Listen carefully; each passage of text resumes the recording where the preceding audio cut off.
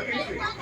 اپنے دونوں گھٹنوں کو اللہ کے رسول کے گھٹنوں کے ساتھ ملا کے بیٹھا، دونوں ہاتھوں کو اپنے رانوں پہ رکھ لیا، ایک طالب علم کی طرح، ایک اسٹوڈنٹ کی طرح جو استاد کے سامنے بیٹھا. پھر اس نے پوچھا، سوال کیا، یا محمد اخبرنی عن الاسلام، اے محمد صلی اللہ تعالی علیہ وسلم بتائیے اسلام کے ارکان کتنے ہیں، اسلام کے پیلرز کتنے، بنیادی چیزیں کیا ہے اسلام کی. اس میں آپ کو عقیدہ معلوم ہوگا، اس لیے اور اسلام کی حقیقت معلوم ہوگی. اور یہ ایک ایسی حدیث ہے کہ پورا دین اس کی ایک حدیث کے پر. اللہ کے رسول نے جواب میں ارشاد فرمایا، الاسلام ان تشهد ان لا اله الا الله وان محمدا عبده ورسوله واقام الصلاه وايتاء الزكاه وصوم رمضان والحج. اللہ کے رسول نے فرمایا اسلام کے پلر جاننا چاہتے ہو، بنیادی ارکان پوچھنا چاہتے ہو، 5 ہے. پہلی چیز شہادت دینا دل سے، اس بات کی شہادت، اس بات کی گواہی. شہادت کا لفظ بہت بھاری ہے. ہمارے یہاں شہادت کا ہوتا ہے گواہی. یہاں پہ چاہے تو گواہی دینے کے لیے آدمی چلا جائے، ایک مٹھائی پہ جائے عدالت میں جا کے گواہی دیتے ہیں. عرب میں شہادت کا لفظ بہت بھاری ہوتا ہے. جب تک یقین نہیں ہوگا کسی بات کا وہ آپ کو منہ سے شہادت، یقین کے بعد کسی بات کی گواہی رات ہے بھی یقین ہے نا. اب آپ گواہی دیں کہ ہاں رات ہے، یہاں تو دن کو رات بنوا لو، ایک چائے پلا کر کے رات کو دن بنوا لو. تو آپ یہ نہ سمجھیے گا شہادت بہت کے میں. اللہ کے رسول نے فرمایا ان تشهد ان لا الہ الا اللہ، اس بات کی گواہی دینا دل سے کہ اللہ معبود برحق ہے، اس کے علاوہ کوئی بھی دنیا میں عبادت کے لائق نہیں. اور نماز قائم کرنا، نماز یہ دوسرا پلر، نماز پڑھنا نہیں. نماز ٹھیک ہے پڑھ لے گا، کہتے گا نماز بھی پڑھی ہے، پہلے 5 سال پہلے پڑھی تھی، ابھی تو پایا گیا نا. اللہ کے رسول نے فرمایا نماز کو قائم کرنا ہے جیسے یہ دیوار قائم ہے. یہ گھڑی کے لیے نہیں ہے، 1 منٹ کے لیے نہیں ہے، جب سے بنا ہے جب سے دیوار ہے. قائم کرنا پوری زندگی پر جو اپنا نماز پڑھنا. وہی زکات، اور اگر مال دیا ہے اللہ نے، مال اللہ کا ہے، آپ کا نہیں ہے. میرے پاس جو مال ہے میرا نہیں ہے، میرے رب کا ہے. اس کے مال کا پیدا کرنے والا کون ہے؟ مالک کون ہے؟ آپ مالک کہاں سے ہوں گے بھائی؟ ہم اور آپ امین ہیں. اللہ نے یہ امانت دے رکھی ہے ہمیں اور آپ کو، اور وہی کہتا ہے کہ میری دی ہوئی امانت میں سے اگر اتنا مال تیرے پاس ہو ضرورت سے زیادہ تو سال بیتنے پر 2.5% نکال کر میرے غریب بچوں کو. آپ کا مال تھوڑی جا رہا ہے. میں نے اگر آپ کو بطور امانت ₹1,00,000 دے دیے، بھیا رکھ لو، جب ضرورت پڑے گی معلوم کا.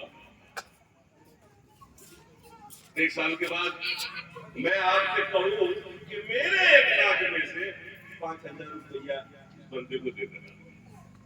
آپ کو دینے میں افسوس ہوگا کہ آپ کی جیب سے جانا کیا وہ بات، وہ تو میرا رکھا ہوا تھا نا آپ کے پاس. تو اللہ نے فرمایا ایتاء الزکاۃ، دوسرا رکن، یہ صرف اللہ کے لیے، غریب کے لیے. نماز کمپلسری ہے، امیر غریب سب کے لیے. تیسرا رکن زکات ادا کرنا. وصوم رمضان، رمضان کے مہینے کا روزہ رکھنا. اور اگر اللہ نے طاقت دی ہے، پیسہ دیا ہے، سفر کا خرچہ ہے، تو زندگی میں ایک بار کھانے کا ہوتا ہے. یہ اسلام کی فضیلت ہے، اس کو دماغ میں جگہ دیجیے. جب حضرت محمد صلی اللہ علیہ وسلم نے جواب دے دیا اس آدمی نے کہا صدق آپ ٹھیک کہہ رہے ہیں. سوال پوچھنے والا کہہ رہا ہے اللہ کے رسول سے آپ بالکل ٹھیک کہہ رہے ہو. تو وہ کہتے ہیں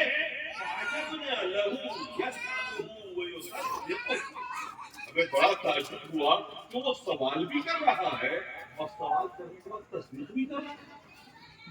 سوال کرنے کا تو مطلب ہے جانتا نہیں تھا. سوال کیا پوچھا, تصدیق کرنے کا مطلب پہلے سے جانتا تو پوچھ کیوں رہا ہے. حیرانی میں پڑ گئے. یہ آنے والا جو آیا ہے سوال کیا جواب سنا جواب کہتا ہے اللہ کے رسول کو آپ ٹھیک کہہ رہے ہیں. تو میں کہتے مجھے بڑا تعجب ہوا, ایک طرف سوال بھی کر رہا ہے اور ایک طرف کر رہا ہے ٹھیک بھی کہہ رہے ہیں. اس کا مطلب پہلے سے معلوم تھا. مگر صحابہ چپ. اگلا سوال کیا اس آیت میں ملا یا محمد اخبرنی عن الایمان. اے محمد صلی اللہ علیہ وسلم مجھے بتائیے ایمان کی اچھی ایمان ہے کیا. سمجھو آج آپ ایمان کی یہ مت دیکھو دنیا کدھر جا رہی ہے, دنیا کا حق نہ کریے. ایمان کیا ہے اپنے نجات کے لیے جاننا ضروری ہے. میں کسی اور پر تنقیدیں نہیں کرتا ہوں, میں تو اپنا مستقبل درست کروں. دنیا میں دعوت کرنا ہمارا آپ کا فرض ہے, ذمہ داری ہے, لیکن کسی کے دل میں ڈال دینا یہ اللہ کا کام ہے, ہمارا آپ کا نہیں ہے. لیکن آپ کا عمل آپ کے ساتھ جائے گا. مرنا ہم میں سے ہر فرد کو ہے, بچے گا کوئی نہیں, اور جنت و جہنم ہم سب لوگوں کے سامنے میں ہے. اپنا مستقبل تیار, اپنے بارے میں سوچو. میں کتنا دور ہوں, دوسرے کے بارے میں سوچو. آپ جب کبھی موقع ملے دین پہنچا دو تک, اللہ ہدایت دے گا. اگر وہ چاہے گا تو, اور اگر نہیں چاہے گا تو ہدایت نہیں. دولت چاہیے ہوتا ہے نا, تو رات دن محنت کرتے ہو, اللہ دولت دیتا ہے, دیتا نہیں دیتا. لیکن جب چاہیے بھی نہیں آپ کو تو اللہ دے گا. تو کسی کو ہدایت چاہیے, اللہ سے بھی دعا کرے, سمجھنے کی کوشش کرے. وہ دیکھے تو صحیح میں کہاں کروں, غلط ہوں کہ صحیح میں. اور جسے لگے کہ میں تو صحیح راستے تو ہوں, باقی دنیا گمراہ ہے, وہ اسی چلا جائے گا. اللہ بنا ہو تو اللہ امین پہ چلا جائے گا. قرآن میں اللہ نے جگہ جگہ فرمایا ہے میں اسے ہدایت دوں گا جو چاہے گا ہدایت, جو مانگے گا ہدایت, جو کہے گا اہدنا الصراط المستقیم, اے اللہ مجھے ہدایت دے. نماز کیا کرتے ہو تو فاتحہ پڑھنا, اور ہر رکعت میں آپ دعا کرتے ہو اہدنا الصراط المستقیم, اے اللہ ہمیں سیدھی راہ دکھا, اے اللہ تو ہمیں ہدایت دے. جن سے مانگو گے اللہ دے دے. تو اللہ کے رسول سے پوچھا دوسرا سوال, اخبرنی عن الایمان, ایمان کے بارے میں بتائیے. اچھا آپ میں سے کسی کو پتا ہے ایمان کے بارے میں؟ نہیں پتا.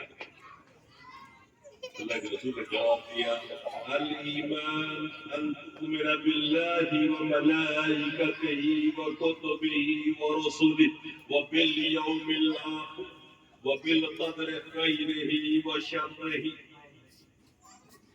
6 چیزیں آپ کے عقیدے میں ہے, یہ عقیدہ میں بیان کر رہا ہوں. قرآن اور حدیث سے ثابت عقیدہ. اللہ کے رسول نے فرمایا 6 باتوں پہ یقین رکھو. 6 باتوں پہ یقین رکھو. جب 6 باتوں پہ آپ کا یقین ہو جائے تو آپ سمجھیے کیا مومن ہے, آپ کو جاننا ہے, آپ جنت میں دب جائیں گے. مگر ان 6 میں سے اگر کسی ایک میں شک ہو, یقین نہ ہو, تو قسم خدا کی ہدایت نہیں پا سکتے, جنت میں نہیں. نمبر 1 ان تؤمن باللہ, ایک اللہ پر ایمان رکھو, اللہ کے فرشتوں پر ایمان رکھو, اللہ کے رسولوں پر ایمان رکھو, اللہ کی بھیجی ہوئی آسمانی کتاب پر ایمان رکھو, یوم آخر پر ایمان رکھو, اور تقدیر پر ایمان رکھو. ان 6 چیزوں پہ آدمی جب یقین کر لیتا ہے تو وہ مومن کہلاتا ہے۔ اچھا میں اب آپ سے ایک سوال کرتا ہوں، برا نہ مانو، وہ آپ سے کرتا ہوں، اللہ پر ایمان لانے کا مطلب کیا ہوتا ہے؟ اللہ پر ایمان ہے نا آپ کا کیا مطلب ہوا؟ کھڑے ہو کے جواب کرتا ہوں زور سے۔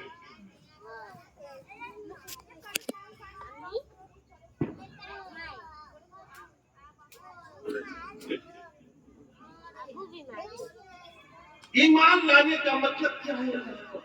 آج سمجھ گیا، اپنے مستقبل کو تیار کریں، اپنی جنت تیار کریں۔ اللہ پر ایمان لانے کا مطلب ہے کہ ہم اللہ کے وحدانیت پر ایمان رکھیں، وجود پر ایمان رکھیں کہ اللہ موجود ہے۔ پہلی چیز ایمان رکھنے کا مطلب اللہ موجود اچھا اللہ نے فرمایا قرآن کے اندر الرحمن علی العرش استوى، رب عرش پر مستوی ہے، تو اللہ موجود ہے۔ نمبر 2 وہ بربوبیت نہیں، اللہ کی ربوبیت پر ایمان رکھنا کہ ساری دنیا کا پیدا کرنے والا کون ہے؟ کون ہے؟ کون دے رہا ہے تم کو روزی؟ کون آپ کے لیے رات لا رہا ہے؟ کون دن لا رہا ہے؟ کون سورج نکال رہا ہے؟ کون سورج ڈبا رہا ہے؟ کون بارش برسا رہا ہے؟ کون کر رہا ہے؟ کون ہوا چلا رہا ہے آپ کے لیے سانس لینے والا؟ کون پانی نکال رہا ہے زمین سے آپ کے لیے؟ اس کی ربوبیت پر ایمان۔ 2 چیزیں ہوئی۔ نمبر 3 اللہ کے اسماء و صفات پر ایمان رکھنا، اللہ تبارک و تعالیٰ کے جتنے اسماء و صفات ان تمام اسماء و صفات پر ہمارا اور آپ کا ایمان ہونا چاہیے۔ وَبِإِنْفِرَادِهِ عِبَادَةً، اللہ ہی عبادت کے لائق ہے تنہا، اس پر بھی ہمارا ایمان ہونا چاہیے۔ یہ بنیادی چیز ہے۔ وَبِمُحَبَّتِهِ، اور اللہ سے سب سے زیادہ محبت ہونا۔ آپ کرنا ہم انسانوں کو آج کے دور میں اللہ سے محبت ہے، جبکہ اللہ تبارک و تعالیٰ سے محبت سب سے زیادہ ہونی چاہیے، نہیں ہونی چاہیے۔ میں آپ سے پوچھوں کہ آپ سے سب سے زیادہ محبت کون کرتا ہے؟ اللہ کے علاوہ کوئی ہے دوسرا جو سب سے زیادہ محبت کرتا ہو؟ ماں نہیں، باپ نہیں، بیوی نہیں، بھائی نہیں۔ اس نے پیدا کیا، آپ کو روزی دے رہا ہے، اتنی اچھی صحت دی، عقل دیا، تندرست دی، دولت عطا کیا، بیوی بچے دیے، اتنی ساری نعمتوں سے نوازا بغیر محبت کے؟ بارش برساتا ہے آپ کے لیے بغیر محبت کے؟ ہوا چلاتا ہے آپ کے لیے بغیر محبت کے؟ یہ آپ کے لیے سارا انتظام وہ کر رہا ہے جو آپ کے لیے، ہمارے لیے ہمارا باپ نہیں کر سکتا، ہماری ماں نہیں کر سکتی، ہماری بیوی نہیں کر سکتی۔ خدا نہ خواستہ کال پڑ جائے، بارش بند ہو جائے، تو کیا ہماری بیوی بارش برسا دے گی؟ سب کی بیوی اس کے لیے بارش برسا دے گی؟ کیا برسائے گی؟ پانی کی بغیر کیسے بڑھ جائے گا؟ ہوا بند ہو جائے، مخلوقات میں سے کوئی ہے جو آپ کے لیے ہوا کو چلا دے سانس لینے کے لیے؟ نہیں۔ آپ سے سب سے زیادہ محبت آپ کا رب کرتا ہے، لیکن ہماری آپ کی بے وفائی یہ ہے کہ ہم رب سے زیادہ محبت دنیا والوں سے کرتے ہیں، خود سے کرتے ہیں، آل و اولاد سے کرتے ہیں، مال و دولت سے کرتے ہیں۔ اس لیے ایمان میں یہ بھی شامل ہے کہ آپ رب سے محبت کریں اور سب سے زیادہ کریں، وَبِعَظْمَتِهِ، اور اس کو آپ سب سے عظیم کر مانیں، آپ کی نگاہ میں سب سے افضل اور سب سے عظیم ذات اگر کوئی ہو تو وہ آپ کا رب ہو، خوفاً وطمعاً، توکل بھی اسی پر ہو اور ڈر بھی لگے اس سے اور امید بھی ہو رب سے، نیڈر بھی نہ ہو جانا کہ رب میرا کچھ نہ بگاڑے گا، اور نہ امید بھی نہ ہو جانا، بلکہ امید بھی رکھنا کہ وہی رب آپ کو جنت میں داخل کرے گا، وہی رب دنیا کی نعمتیں دے گا آپ کو، اور ڈرو بھی ایسے جیسے حضرت عمر کہا کرتے تھے کہ اگر اللہ کے رسول کہہ دے یا اللہ بیان کر دے کہ میں ساری دنیا کو جہنم میں ڈال دوں گا سوائے ایک آدمی کے، حضرت عمر کہتے تھے میں امید لگا کے بیٹھا رہوں گا شاید وہ ایک آدمی میں ہی ہوں جس کو اللہ کے امید نہیں ہوں گا میں، اور اگر اللہ یہ کہہ دے کہ سب کو جہنم میں ڈال دوں گا سوائے ایک آدمی کے اس کو جہنم میں ڈالوں گا، تو بھی مجھے ڈر لگا کہ شاید وہ جہنم میں جانے والا ہے۔ بھروسہ اس رب کے اوپر ہو، بھروسے کا مطلب کیا ہوتا ہے؟ آپ بیمار پڑ گئے خدا نہ خاصہ تو سارے اسباب کا انتظام آپ نے کیا، دوا کی، ڈاکٹر کے پاس گئے، علاج کیا، اور اب رب پہ بھروسہ کہ میرا رب ٹھیک کر دے گا، دوا پہ نہیں، ڈاکٹر پہ نہیں، اسباب کا انتظام کر کے اور پھر رب پہ بھروسہ۔ یہ نہیں ہے مطلب توکل کرنے کا کہ صاحب آپ کو مظفر پور جانا ہے اور آپ بیٹھے ہوئے کہ میرا رب چاہے گا تو مجھے مظفر پور پہنچا دے گا، ایسا نہیں ہوتا۔ گاڑی کا انتظام کرو، گاڑی میں بیٹھو اور پھر چلو اور رب پہ بھروسہ کرو کہ آپ صحیح سالم مظفر پور پہنچ جاؤ گے، آپ کو آپ کے رب پر بھروسہ، یہ توکل۔ اتنی ساری چیزیں شامل ہیں اللہ پر ایمان رکھنے، صرف یہ نہیں کہ اللہ خدا مانتے، کیسے مانتے ہو، کیا مانتے ہو؟ آج کل عام طور سے کہا جاتا ہے آپ کو مانتے ہو، کہاں مانتا ہوں، کیسے مانتے ہو؟ سوچتا ہے کہ ہر جگہ ہے، گندی جگہ بھی دنیا میں، بری جگہ بھی دنیا میں، کہہ رہا وہاں پر بھی رب نے اپنا آدمی خود بتا دیا قرآن کے اندر تو وہ ارشاد پر ہے۔ ہاں اس کا علم ہر جگہ ہے، وہ سنتا ہے سب کچھ، وہ دیکھتا ہے سب کچھ، وہ روزی پہنچاتا ہے سب کچھ۔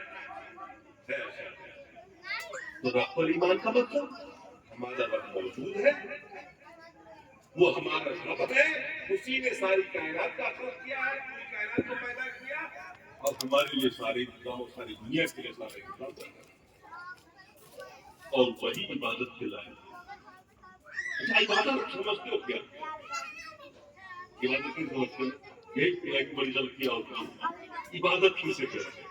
میں نے کئی لوگوں سے سوال کیا، اپنے پڑھنے والے طالب علموں سے بھی پوچھ لیا کئی مرتبہ، تو کہتے صاحب نماز کو عبادت کہتے ہیں، روزے کو عبادت کہتے ہیں، طواف کو عبادت کہتے ہیں، حج کو عبادت کہتے ہیں۔ میں نے کہا کہ عبادت کو پریبھاشت تو کرو، عبادت کیسے کرتے ہیں؟ عبادت کہتے ہیں امتثال ما امر اللہ بہ علی السنۃ الرسل، اللہ تبارک و تعالیٰ نے اپنے رسول کے ذریعے جن باتوں کا حکم دیا ہے اس کو بجا لانے والا۔ اللہ تعالیٰ نے اپنے رسول کے تھرو جس بات کا حکم دیا اس کو بجا لانا عبادت کیا ہے؟ عبادت ہے۔ نماز کا حکم دیا وہ بھی عبادت، روزے کا حکم دیا وہ بھی عبادت، حج کا حکم دیا وہ بھی عبادت۔ جھوٹ مت بولنا، اور آپ اس ڈر سے جھوٹ نہ بولو کہ میرے رب نے منع کیا ہے، میرے رسول کی جھوٹ، یہ بھی عبادت۔ ایک موقع پر اللہ کے رسول نے فرمایا صحابہ سے تم اپنی بیوی کے ساتھ جو سوچتے ہو اور مستری کرتے ہو اللہ تعالیٰ اس پر بھی نیکی دیتا۔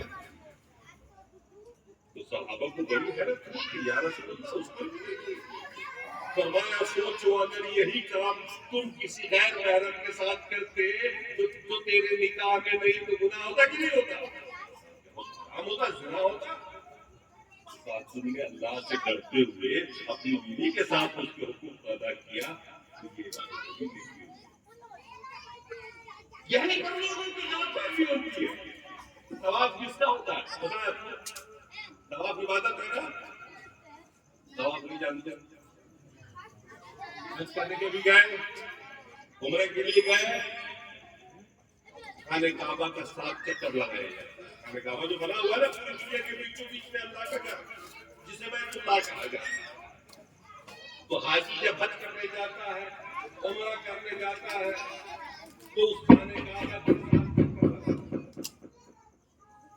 یہ کیا کہلاتا ہے؟ عبادت ہے. اللہ نے حکم دیا، اللہ کے رسول نے بھی کیا، صحابہ کرنے کا حکم دیا، لیکن پوری دنیا میں صرف خانہ کعبہ کا طواف ہوگا. اور کہیں کرے ہوگا. ہم جب اجمیر گئے تو ہم نے دیکھا کہ بزرگوں کے مزار کا بھی طواف ہوا.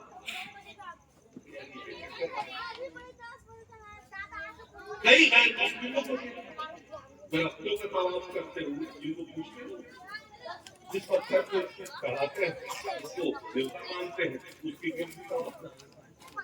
ہم نے کئی اپنے نام نہاد مسلمان بھائیوں کو دیکھا مزاروں کا طواف کرتے. کس کی عبادت ہو رہی ہے؟ کس کی عبادت ہو رہی ہے؟ حضور کی ہو رہی ہے. جس کی کرو گے اس کی ہو رہی ہے. ایک طرف آپ نے کلمہ پڑھ لیا لا الہ الا اللہ، اللہ کے سوا کوئی عبادت کے لائق نہیں، اور دوسری طرف آپ کا مسیح جانا جس کا کام اچھے. یہی تو شرک ہے، یہی تو شرک ہے. ملاوٹ لے کر اللہ کی بھی عبادت ہو رہی ہے. نماز اللہ کی پڑھ رہے ہیں، کہتے ہیں اللہ کی نماز نہیں. دعا عبادت ہے کہ نہیں؟ اللہ کے رسول نے فرمایا حدیث شریف میں اصل عبادت دعا ہی تو ہے. دعا جو کرتے ہیں دعا، یہ سب سے بڑی عبادت ہے. نماز بھی اسی لیے عبادت ہے کہ نماز میں شروع سے لے کر دعا ہی دعا. رکوع میں دعا، سجدے میں دعا، تحیات کے بعد دعا، درود کے بعد دعا، وہ تو عبادت ہی اسی لیے. اب کوئی آدمی اللہ کے علاوہ کسی اور کے سامنے کا ہاتھ اٹھا کے دعا مانگ رہا، اس سے اولاد مانگ رہا، اس سے روزی مانگ رہا، اس سے شفا مانگ رہا. حضور میں بھی مانگ رہا مجھے شفا دے دو. ارے مجھے پتہ نہیں یار، مجھے زندگی دے دو. بیچارہ جو خود مر گیا، جو خود بیمار ہو کے مرا، وہ تمہیں کیسے شفا دے؟ اتنا پاور ہو تو آدمی خود ہی نہ کر لیتا. جو بیچارہ غریبی بھی مر گیا، ان کو کیسے اپنے بنا کے سوچنے والی بات ہے. شرک کی حقیقت کو سمجھو تو توحید سمجھ میں آئے گی. مشرکین مکہ اتنے برے نہیں تھے، وہ سب اللہ کے ماننے والے تھے. مشرکین مکہ جو اللہ کے رسول مبعوث ہوئے تھے مکے میں، وہ سب اللہ کے ماننے والے تھے. وہ حج بھی کرتے تھے سال میں 1 مرتبہ، طواف کعبہ بھی کرتے تھے، عمرہ بھی کرتے تھے، قربانی بھی کرتے تھے، اللہ کا نام لیتے تھے. اللہ کے رسول کا علی کرام کیا تھا؟ کیا نام رکھا انہوں نے عبداللہ؟ اگر وہ اللہ کو نہ مانتے تو عبداللہ نام رکھتے نہیں. اللہ کے مرغا. غلطی کیا تھی مشرکین مکہ کی کہ اللہ کو مانتے تھے مگر ساتھ میں جو بزرگان دین تھے اس کو بڑے بڑے بزرگ بھائی بڑے بھی ان کا اسٹیچو بنا کے بت بنا کے اور ان کی بھی عبادت کرتے تھے. اس طرح کرتے تھے کہ ان کے پاس بیٹھے رہتے تھے، ان سے دعا کرتے تھے، ان کا طواف کرتے تھے. اللہ کے رسول نے اسی سے روکا، کہا یہ شرک ہے. عبادت خالص اللہ کا ہے، عبادت صرف اللہ کا کرو گے، اللہ کی عبادت میں کسی کو شریک نہیں کرو گے. یہ اس کا اور مشرکین مکہ نے نہیں مانا. جو مانا، جنہوں نے سنا سمجھا وہ اسلام قبول کر لیا، اور جنہوں نے نہیں سمجھا وہ ٹکر میں آ گیا تو ہم دبا دیا. تو ایمان لانا اللہ پر ہی بہت بڑی بات ہے. ہر آدمی کہہ دیتا ہے میں اللہ پر ایمان رکھتا ہوں، لیکن حقیقت وہ ایمان کو سمجھتا ہے. پوچھا گیا اللہ کے رسول سے اخبرنی عن ایمان، اس آدمی نے پوچھا اللہ کے رسول بتائیے ایمان کی حقیقت کیا ہے؟ فرمایا ان تؤمن باللہ وملائکتہ، اور دوسرے نمبر پر اللہ کے فرشتوں پہ ایمان لانا۔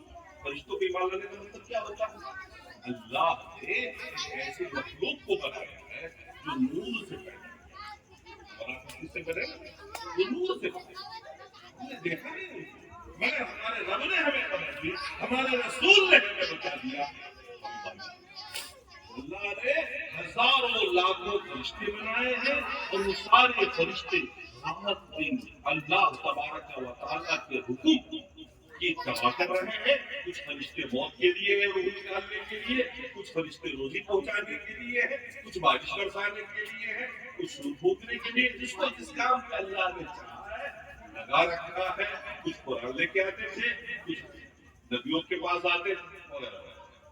تو فرشتوں پہ ہی وہ کتب اور اللہ کی بھیجی ہوئی تمام آسمان، قرآن سے پہلے انجیل، انجیل سے پہلے تورات، اس کے پہلے زبور، اور اس کے علاوہ بھی جتنے بھی صحیفے آئے ہم بھلے اتباع قرآن کی کریں گے، پیروی قرآن کی کریں گے، مگر ایمان پر کیوں ہوگا؟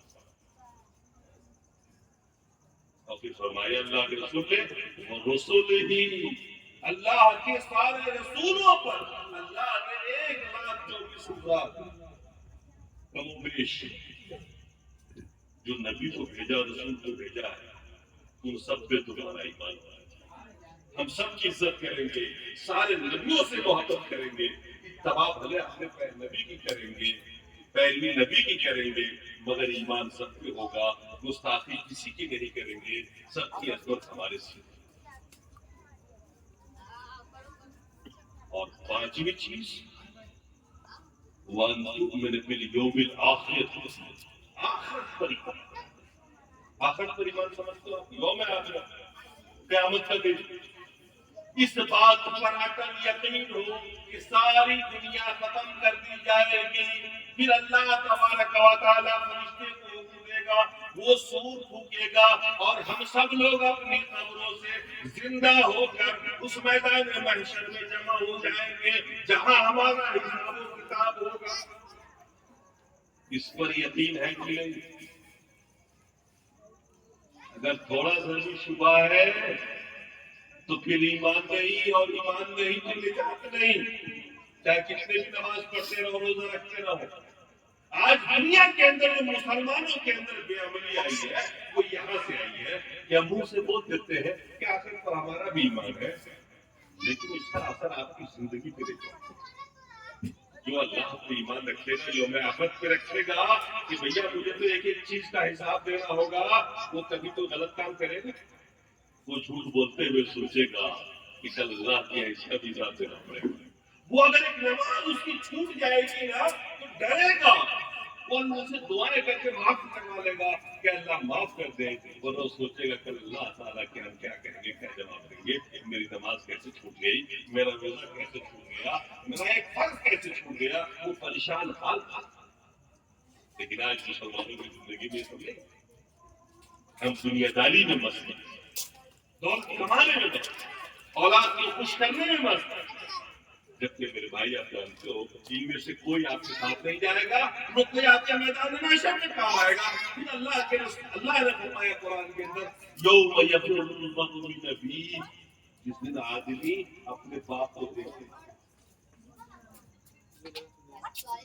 یوم یفر المرء من ابیہ وأخیہ وأمہ وأبیہ، اپنی ماں کو دیکھ کے بھاگے گا، اپنے باپ کو دیکھ کے بھاگے گا، وہ صاحبتہ وبنیہ، اپنی بیوی کو دیکھ کے منہ چڑھا لے گا، اپنے بیٹے کو دیکھ کے منہ چڑھا لے گا۔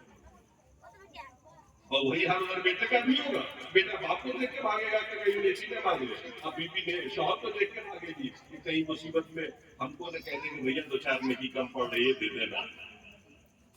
کوئی کسی کے کام نہیں، لکل امرئ یومئذ شأن یغنیہ۔ اللہ نے فرمایا کہ ہر انسان کی ایسی حالت ہوگی اس میدان محشر میں جو اپنے آپ کو ہی پریشان ہے۔ ایسا ایمان رکھتی ہو میں آپ کو قیامت پر، جیسے اس بات پر ابھی آپ کا ایمان ہے کہ رات ہے، शक है कोई? रात है, शक है कोई? लाइट चली जाए तो कार से लेकर घर से बाहर निकलोगे ठोकर में कहीं लगेगा। पहले से पहले एडवांस में आपने इंतजाम कर रखा है कि जब लाइट चली जाएगी तो वही रोडे जला देंगे, क्योंकि आपको यकीन है अंधेरा हो जाएगा, खाना कैसे खाएंगे, पढ़ाई कैसे करेंगे। ऐसा इंतजाम क्यों नहीं होता हमारी अपनी जिंदगी में?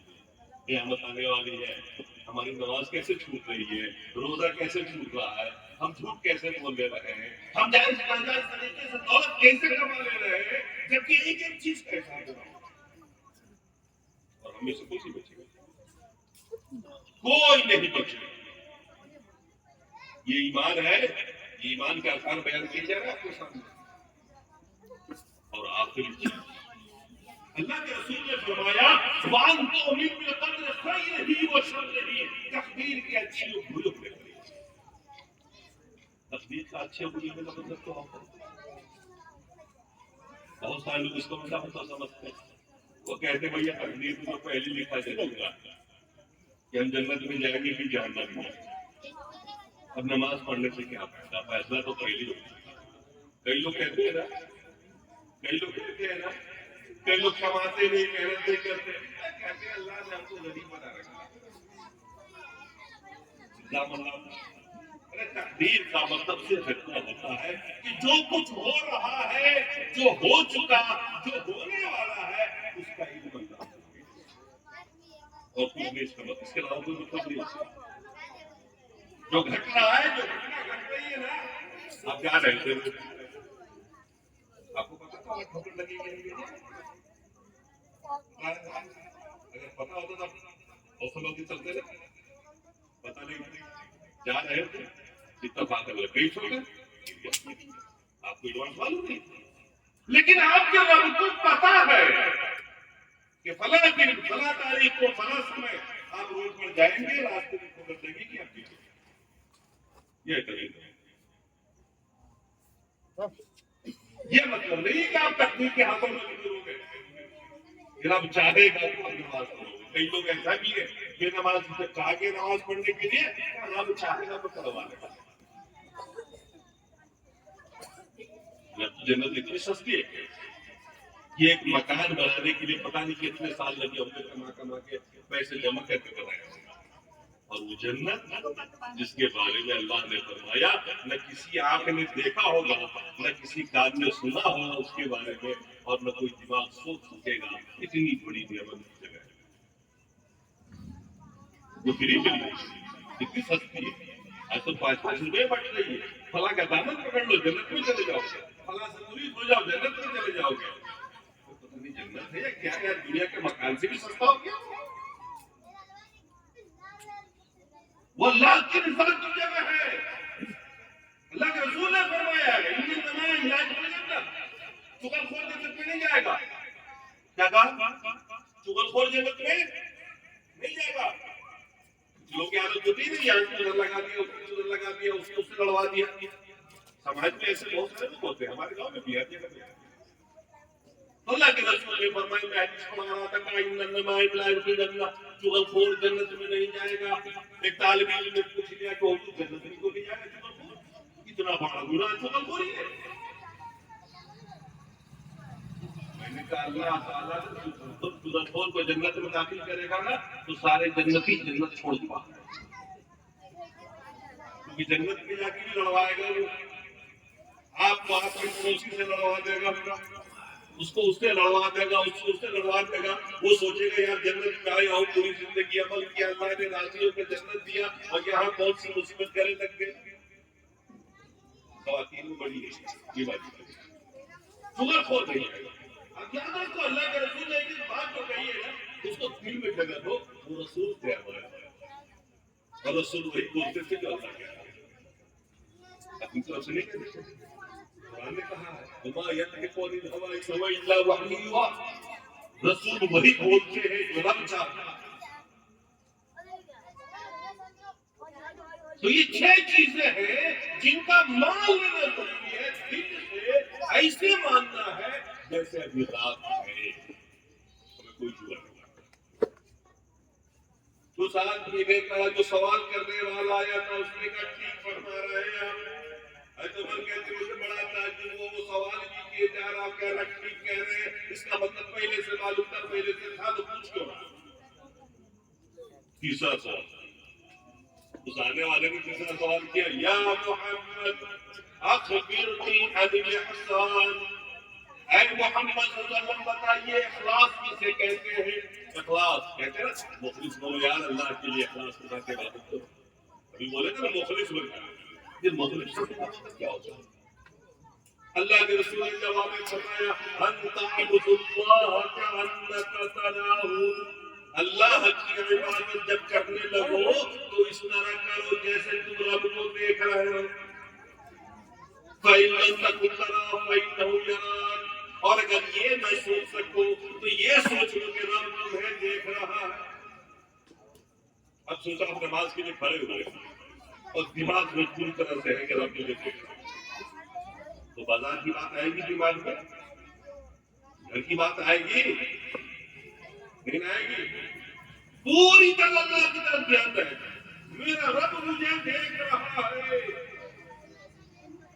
یہاں تو حالت یہ ہے کہ ہم نماز میں نیت باندھ لیتے ہیں، پڑھتے رہتے ہیں الحمدللہ رب العالمین، زبان مشین کی طرح چلتی رہتی ہے اور دماغ سارا حساب کتاب بازار کا دکان کا کرتا ہے،